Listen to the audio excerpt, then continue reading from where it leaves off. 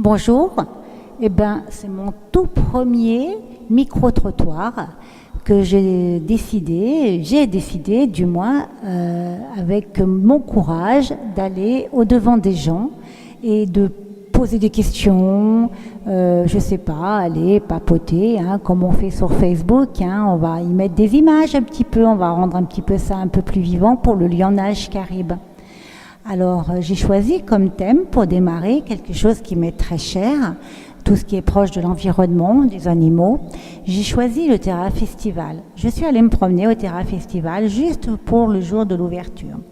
Et là, j'ai été ravie de pouvoir rencontrer des personnes qui déjà m'ont beaucoup apporté, comme le parc national de la Guadeloupe, où je suis éco-volontaire pour les tortues sur la commune de Déhay.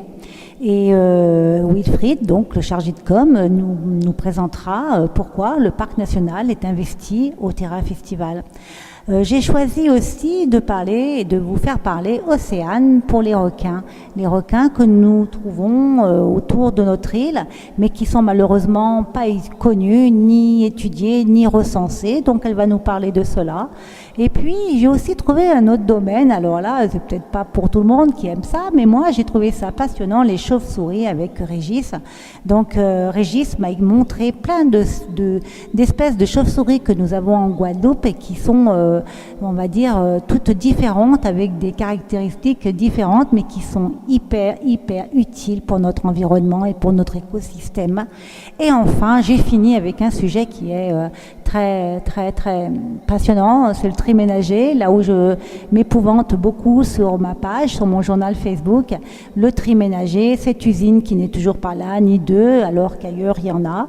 Mais ces poubelles-là, à quoi elles servent très gentiment, les communautés d'agglos de Nord de Basse-Terre nous donnent justement une explication de ces poubelles et après, qu'est-ce qu'il se passe avec ces poubelles. Voilà, à plus tard. Bonjour Océane. Bonjour. Tu peux nous dire qui tu représentes? Donc nous sommes ici au Terra Festival Lamentin pour cette année 2015, c'est l'ouverture. Et j'aimerais que Je suis une passionnée de Sea Shepherd, je suis amoureuse de Paul Watson, il n'a pas voulu se marier avec moi, c'est dommage. Mais tu vas nous dire un petit peu ce que tu penses? Donc moi je suis Océane Beaufort, je travaille pour l'association Cap Naturel et du coup nous on a mis en place il y a quelques années le réseau Guadeloupe Requin. Donc là vous voyez nos posters. Donc le réseau Guadeloupe Requin c'est quelque chose qui a été mis en place en 2013 pour avoir plus d'informations sur les requins de Guadeloupe et les raies tout simplement parce que ce sont des animaux, on sait qu'ils ont une place importante dans l'écosystème, dans les océans, mais en Guadeloupe on sait pas c'est nécessaire de savoir des choses sur eux. Alors justement, Océane, il y a des requins en Guadeloupe? Oui, les gentils pareil. Mais les requins sont tous gentils. Il y a des interactions avec les humains qui peuvent les rendre plus dangereux, mais généralement ces interactions sont souvent provoquées par les humains. Enfin, c'est un autre débat. C'est un autre débat. Voilà, c'est autre chose. Les requins sont pas méchants, ils ne cherchent pas à attaquer l'homme. Par rapport aux espèces, pour répondre à ta question, en 2014, donc avec notre programme de recensement, on a recensé 30 espèces de requins et de raies, c'est énorme, c'est une énorme biodiversité. Et parmi ces espèces, on en a plus de 30% qui sont menacées d'extinction. C'est des espèces splendides, des espèces qui pourraient un jour faire développer de l'écotourisme. Il y en a quelques-uns dans l'image? Oui, notamment, donc on voit le requin gris classique qu'on peut observer à Fajou ou à Saint-Martin régulièrement. On a le requin tigre qui peut paraître spectaculaire, mais il n'est pas tant observé que ça. On a le requin citron qui est plus fréquent à Petite Terre, notamment au niveau des nurseries, les petits juvéniles qu'on peut rencontrer près de la plage, très près de l'eau. Et le nourrice qui est assez classique et qu'on rencontre à différents endroits. Ah oui, celui-là il a vraiment une tête préhistorique. Il est mignon, il est sympathique, il est vraiment mignon. Ah, il est beau, hein. Il montre pas trop ses dents, du coup il fait un peu moins peur. Il fait vraiment moins peur. Oui, mais je pense qu'on n'a jamais entendu quoi que ce soit. Donc en Guadeloupe, il n'y a pas de... Ah non. En fait c'est simple. Les requins, il suffit d'éviter...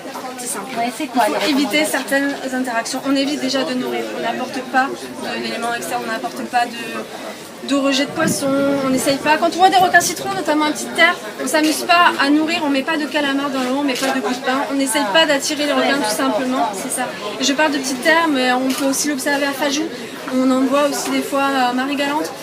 Nourrir un animal sauvage, c'est modifier son comportement et c'est risquer des interactions dangereuses pour les humains. C'est risqué à la fois pour les humains, je parle, mais aussi pour le requin. On lui apporte une nourriture qu'il n'est pas habitué de manger, ça peut être mauvais.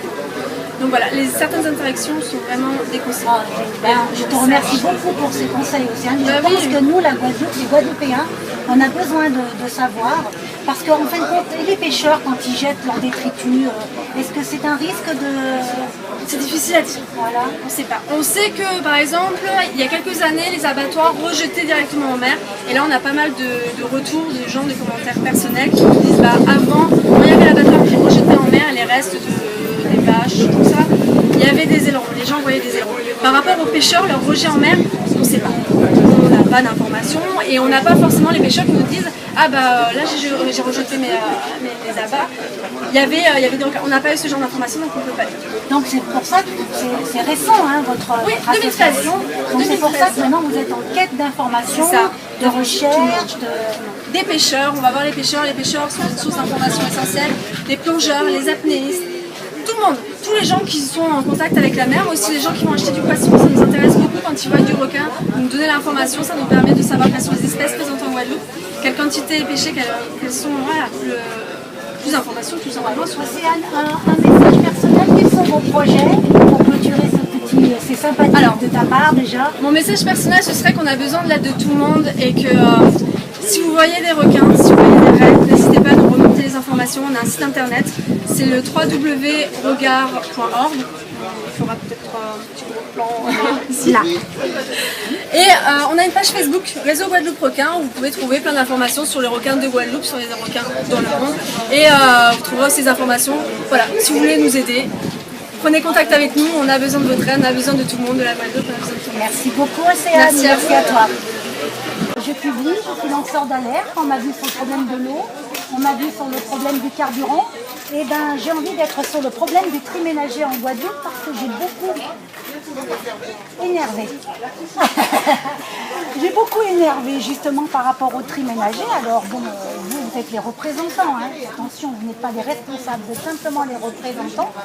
Et je voudrais que déjà vous me dites exactement votre rôle. Tiens, qui vous êtes? Qui veut parler? Nous, on travaille à la communauté d'immigration, donc on est du Nord-Bastère, on est des ambassadeurs de piste, donc on est plus basé sur le tri sélectif.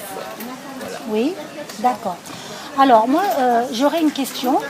La question que beaucoup se posent, parce qu'on a nos poubelles, hein, je vois la petite verte, la petite jaune, on la tous. Sur la côte pour le vent, on est très gâtés, hein, les côtés, on les a. Mais on est inquiet. J'ai eu déjà Madame Poncha, avec qui je lui en ai parlé. On sait où ça finit. Et on a un souci, c'est qu'en Guadeloupe, il n'y a pas d'usine de tri ménager. Pas encore. En Martinique, il y en a 3, je crois même 4. Et on a eu quand même beaucoup de ministres bien placés. Le premier, peut-être pas, mais pas loin de notre président de région. Et qui n'a pas, je sais pas, fait quelque chose pour ça.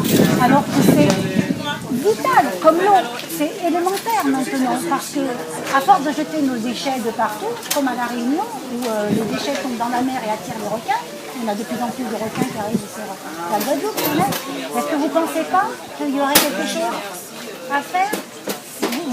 Vous qui êtes là, vous sentez que la population se demande aussi, on vous interroge des fois là-dessus? Pourquoi ça va pas ça?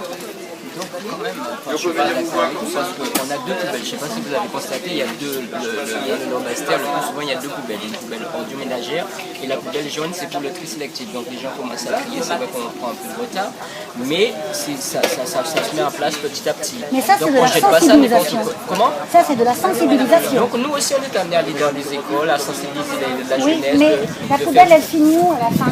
Bon, les ordures ménagères, c'est à Cita, à l'Espérance, oui, CSDU. Et puis, ce qui concerne le tri sélectif, c'est à Civade, voilà, oui. À Grand-Camp. Oui, c'est pas assez comme. Ça prend qu'une partie.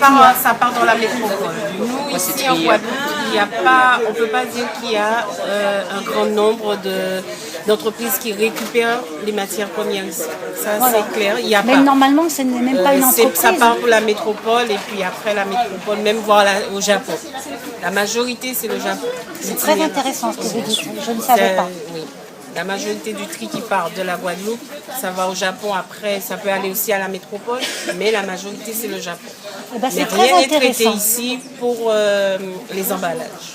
Vous venez vraiment de répondre à la question que je pose depuis X temps, depuis des mois même, je peux dire des années, mais où vont nos déchets, puisque apparemment ils sont enfouis, on le sait tous, dans un même trou, ce qui n'est pas bon pour notre caillou, ça c'est vrai, mais en plus ça part là-bas. Donc vous savez, moi je suis quelqu'un qui réfléchit beaucoup, et je me dis donc il y a un business, puisque ça part en métropole et que ça part au Japon, ça veut dire que nous obéissons sûrement à un business derrière. C'est le circuit que ça fait, je voyais bien.